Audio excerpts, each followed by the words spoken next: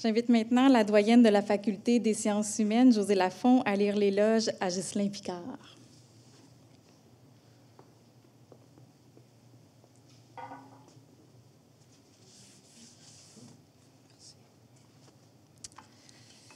Coué, bonjour.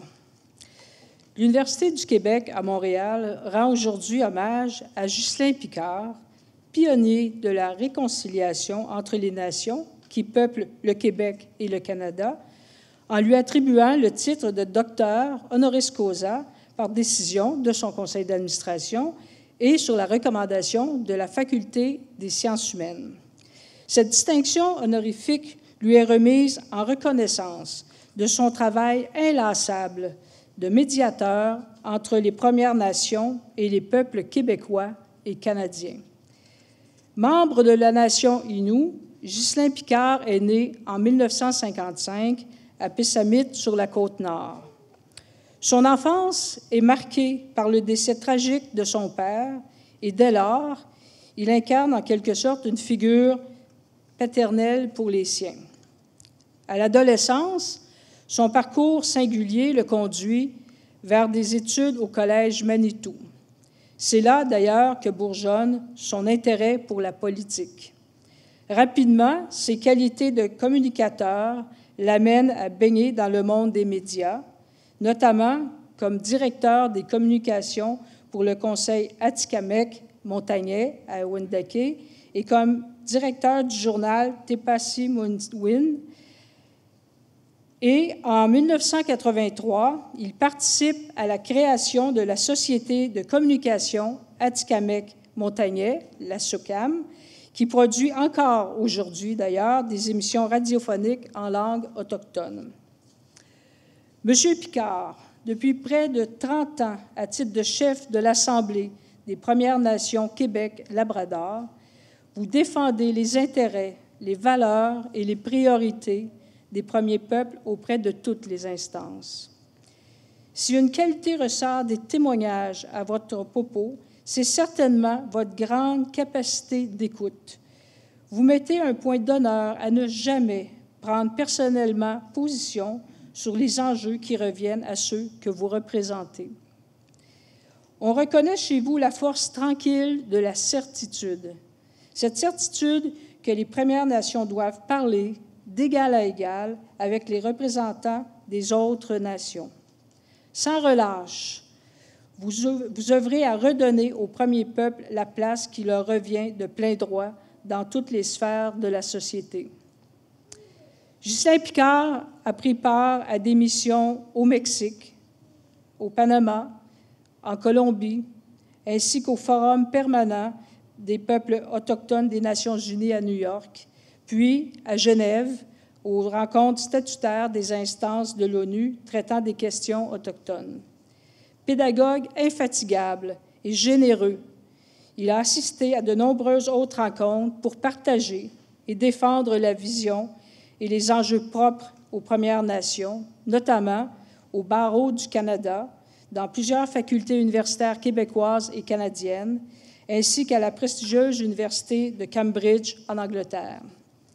Président du conseil d'administration du musée McCoy Stewart depuis le 1er juin 2021, Ghislain Picard a marqué l'histoire en étant le premier autochtone à occuper cette fonction qui s'inscrit en droite ligne avec ses efforts de préservation et de mise en valeur de l'histoire et des traditions des Premières Nations.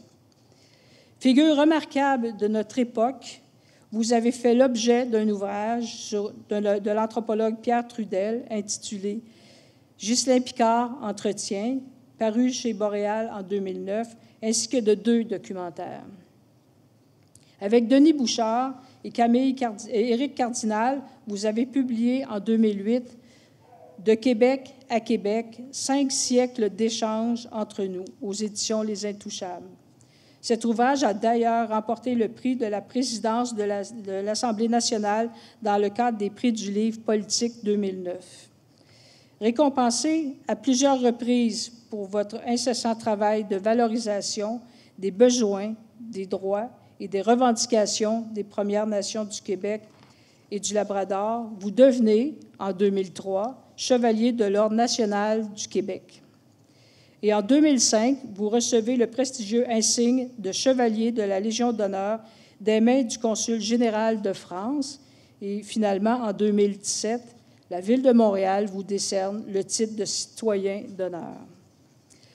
Pour sa contribution exceptionnelle, exemplaire au dialogue entre les peuples, pour ses efforts infatigables afin de faire entendre et respecter les droits des Premières Nations, pour sa participation nuancée au rendez-vous historique des plus importants depuis plus de 30 années, pour sa détermination à maintenir les enjeux autochtones au premier plan des processus décisionnels et politiques, ainsi que pour son rôle essentiel en faveur de l'autodétermination et de la valorisation des identités culturelles des premiers peuples sur le territoire.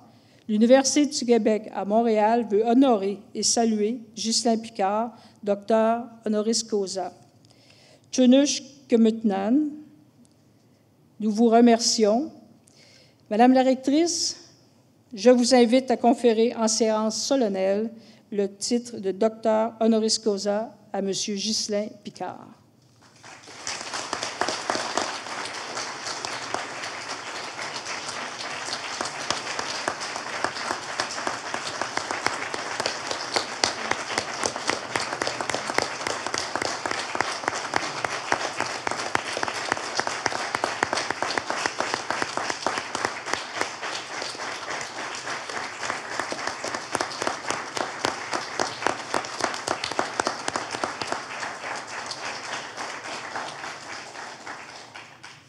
J'ai l'honneur d'inviter le nouveau docteur honoris causa à nous dire quelques mots.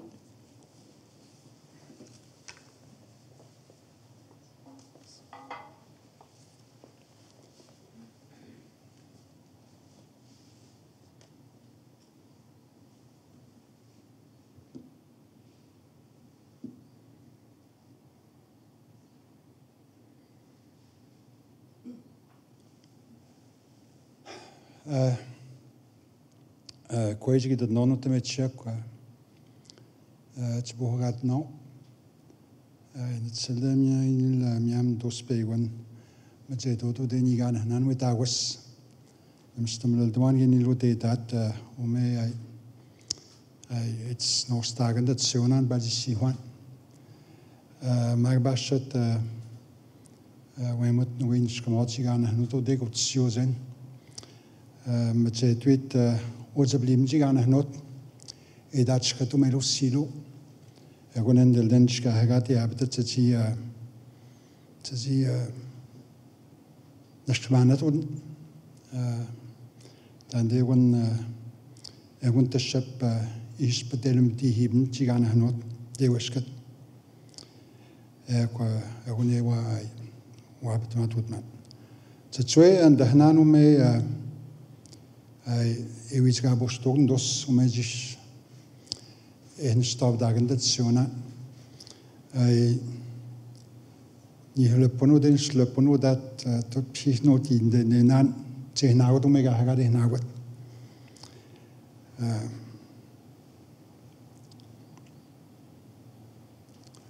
un jour je vais aussi être en mesure de vous parler à travers cette gentille assistante. Question de temps. Madame la rectrice, Madame la doyenne, chers membres du cortège, chers parents et amis, distingués invités, je voudrais d'abord reconnaître que nous sommes sur un territoire non cédé. Je sais que c'est un protocole qui ne fait pas l'unanimité. Raison de plus pour insister. Extrêmement honoré, évidemment, par cette reconnaissance et doublement honoré parce que c'est une distinction que je reçois aujourd'hui à côté de ma chère tante. Qui aurait cru en 1977, lorsqu'elle m'hébergeait dans son appartement de la rue Saint-Denis, que plus de 40 ans plus tard, on partagerait la scène et pour recevoir cette distinction.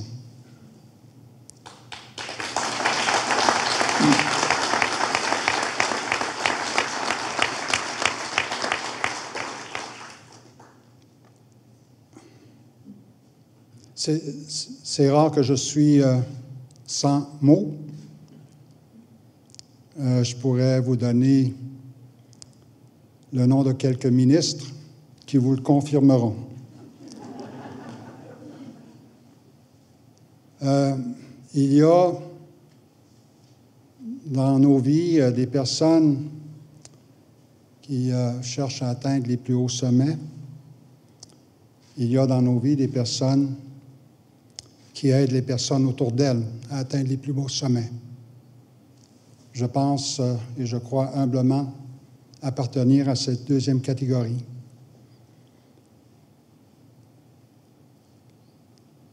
Vous savez, la Révolution tranquille ne date pas d'il y a 40 ans ou 50 ans. La Révolution tranquille date de 150 ans.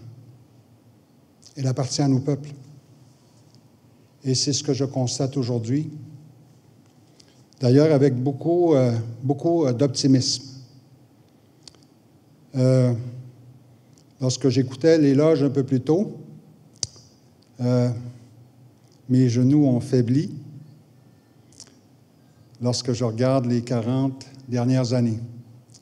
Donc, je peux dire assurément, comme beaucoup l'ont fait avant moi, que j'ai consacré plus de la moitié de ma vie à faire ce que je fais. Et c'est toujours aussi passionnant aujourd'hui, toujours aussi trépidant. Et lorsqu'on regarde le passé, on essaie d'identifier certains jalons importants. Et je vais en permettre trois époques. En 2006, lors d'un événement qui rassemblait l'ensemble des chefs avec lesquels je travaille, je déclarais que je suis ni Québécois, ni Canadien, et que je suis Innu. Ça fait des personnes qui étaient un peu malheureuses, mais ça fait des personnes également heureuses, notamment du côté des Premières Nations et en particulier chez les jeunes. 2 ans plus tard, en 2008, devant une assemblée syndicale, je disais que notre passé est jonché d'atrocités, notamment le fait qu'un certain général Cornwallis offrait des récompenses à son époque pour chaque scalp Micmac qui lui était ramené. J'ai reçu une ovation debout de la part de presque 2000 membres de l'Union syndicale.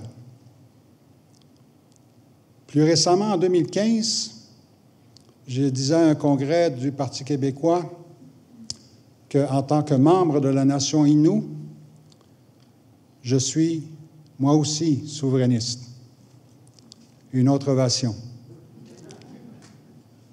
Peut-être pas pour les bonnes raisons. Sans doute, certains auront pensé que je sortais du placard. Il y a une petite vérité là-dedans. Donc, ça me fait dire aujourd'hui que la vérité triomphe. Et c'est là-dessus qu'on doit vraiment mettre nos efforts. Et c'est là-dessus que beaucoup, moi, je m'investis. Je voudrais, évidemment, en conclusion, il y a plusieurs personnes ici que j'ai côtoyées à travers les années, qui sont devenues des amis, qui m'ont accompagné dans ma démarche, dans mon cheminement, et qui, peut-être, ne le sauront pas ou en douteront, qui l'ont été leur proximité a été extrêmement précieuse dans ma propre démarche. Et je m'en voudrais aussi de ne pas souligner que j'ai une partie de ma famille qui est ici, qu'elle a été extrêmement importante aussi, parce qu'elle a consenti à beaucoup, beaucoup de sacrifices. Et je veux ce soir les en remercier. Pour moi, ce que je vois pour l'avenir, l'horizon dont parle ma tante, avec beaucoup de conviction, c'est que la vérité va continuer à triompher. Et cette révolution tranquille à laquelle je référais un peu plus tôt va donner les résultats que nous souhaitons collectivement, comme peuple autochtone. Et pour ceux et celles qui penseraient peut-être que une personne dans la soixantaine, un sexagénaire, tend à regarder beaucoup plus vers la porte de sortie, je vous dirais que je ne fais que commencer. Merci. Jusqu'à maintenant.